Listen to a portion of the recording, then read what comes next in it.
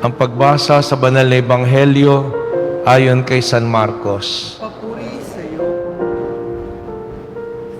Nang panahong iyon, si Jesus ay agad pinapunta ng Espiritu sa ilang. Nanatili siya roon ng 40 araw na tinutokso ni Satanas. May ilap na hayop ang naroroon, ngunit si Jesus ay pinaglilingkuran ng mga anghel. Pagkatapos dakpin si Juan, si Jesus ay nagtungo sa Galilea at ipinangaral ang mabuting balita mula sa Diyos. Dumating na ang takdang panahon at malapit na ang paghahari ng Diyos.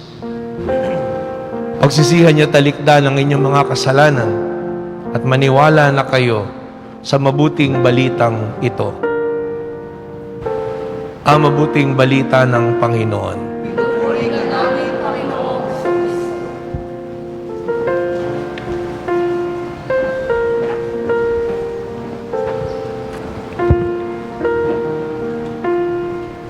Magandang umaga po sa inyong lahat. Ngayon ay nasa unang linggo po tayo ng 40 araw ng paghahanda para sa Pasko ng Pagkabuhay.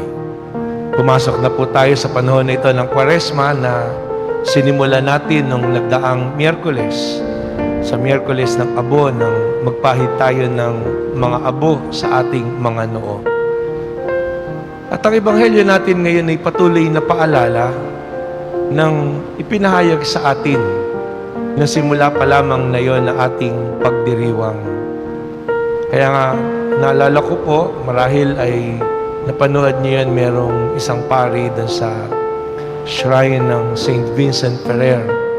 Nakwento ko na yan kahapon, pero magandang mabalikan kasi sa dulo ng ebanghelyo natin, sinasabi doon, pagsisihan nyo talikdan ng inyong mga kasalanan at maniwala na kayo sa mabuting balita. Kung maaalala po natin, isa yan sa mga sinabi sa atin habang tayo'y pinapahira ng abo. Doon sa kwento na yun ng pari, lumalapit sa kanya yung isa sa mga magpapahid na lay minister. Tinatanong siya, Father, ano nga po ba yung sasabihin sa pagpapahid ng abo? Noong una sabi niya English, remember man that you are dust, and unto dust thou shalt return. Makikita po natin yan sa aklat ng Genesis.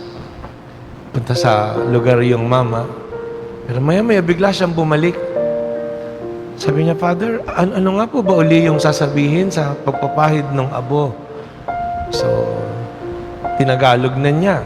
Sabi niya, pagsisihan niyo talikdan ang inyong mga kasalanan at sumampalataya na kayo.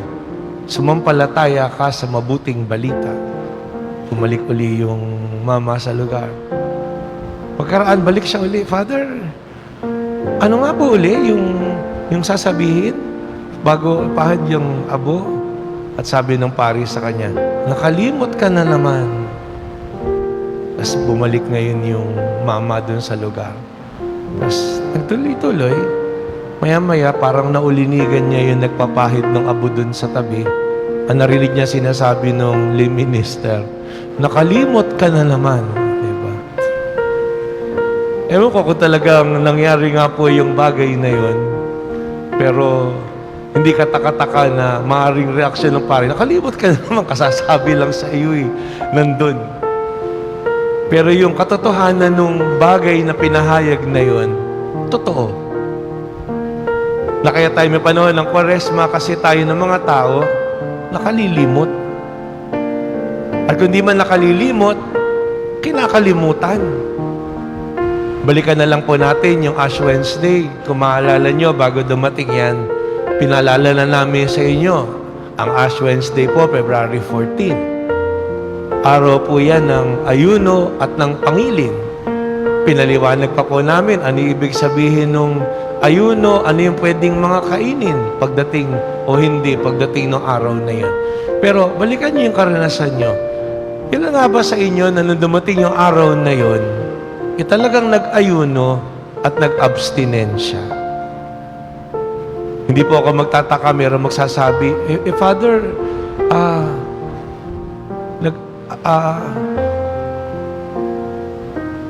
Nakakalimutan ko po eh.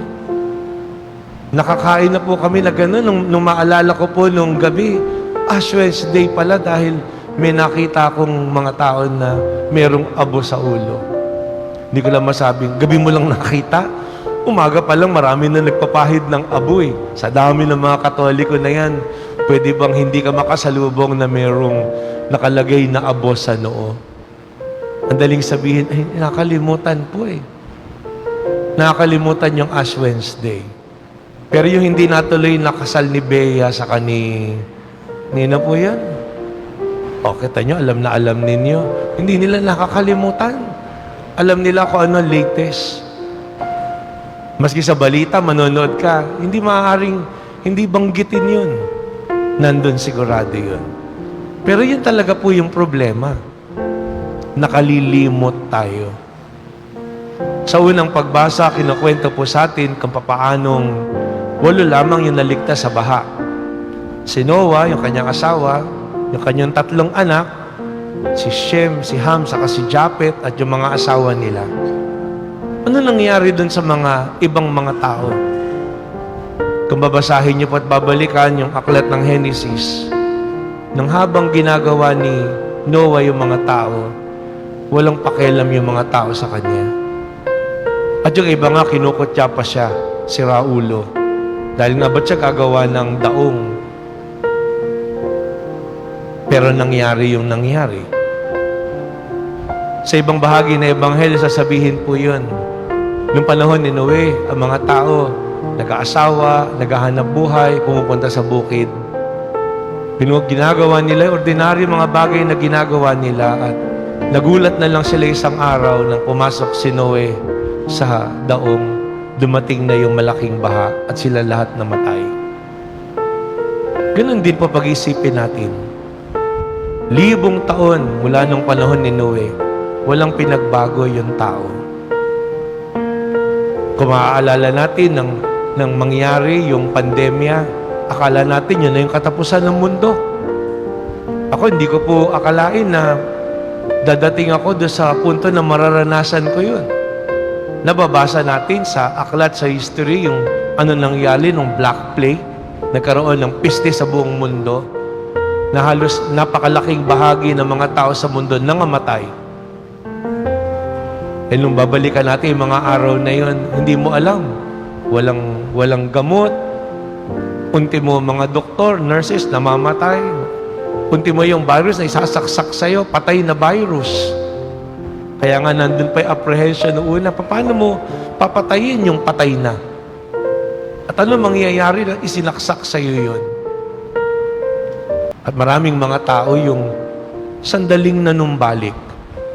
Tumigil yung mundo, nakita natin yung paghinga ng kalikasan, muling naglabasan yung mga hayop, nakita na gumanda yung mga kalikasan natin.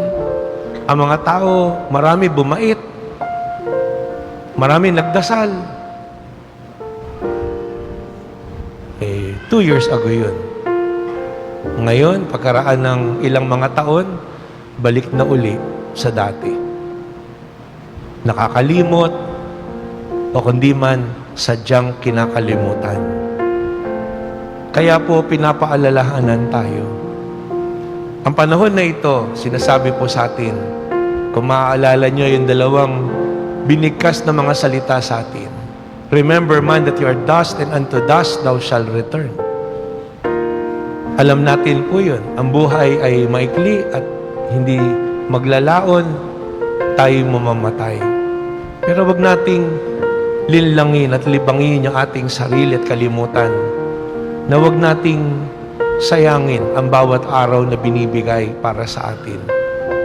Kaya nga, ano yung kasulitan ng buhay na yung lagi na nandun ang Diyos. Yun ang pinakamasaklap na maaaring mangyari po sa isang tao. Makalimutan niya ang Diyos.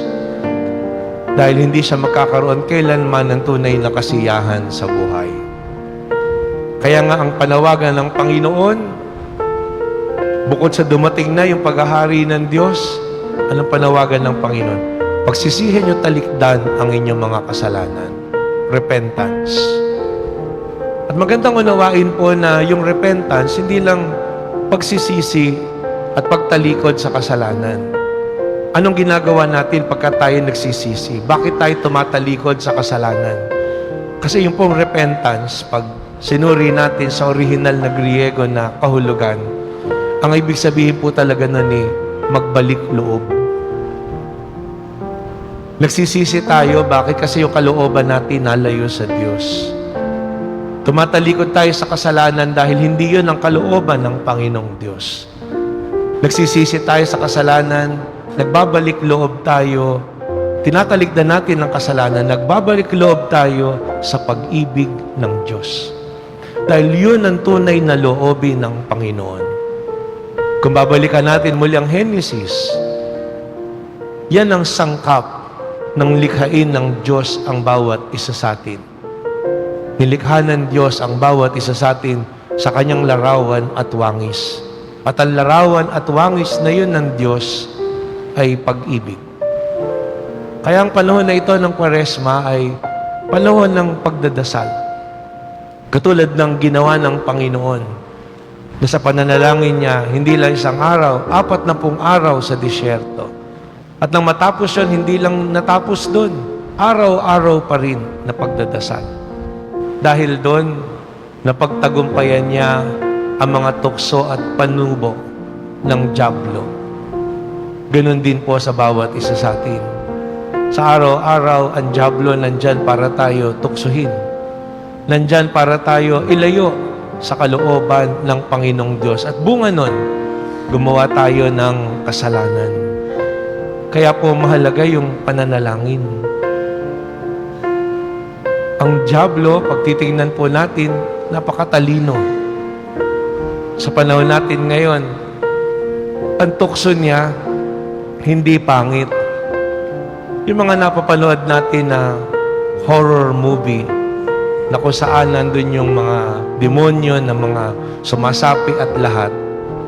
Ang tawag po siguro doon, kung gagawin mong comedy, ang tawag doon sa horror movie, sa larangan ng kademonyohan, slapstick. Nandun yung tumatawa ka na lang kasi nakita mo, hinahinampas na ganyan, ganyan. Normal na yun. Slapstick yun. Dahil yun yung larawan talaga na alam natin na palasak na demonyo. Pero hindi natin namamalayan kung maaalala po natin sa tukso pa lamang sa Panginoon.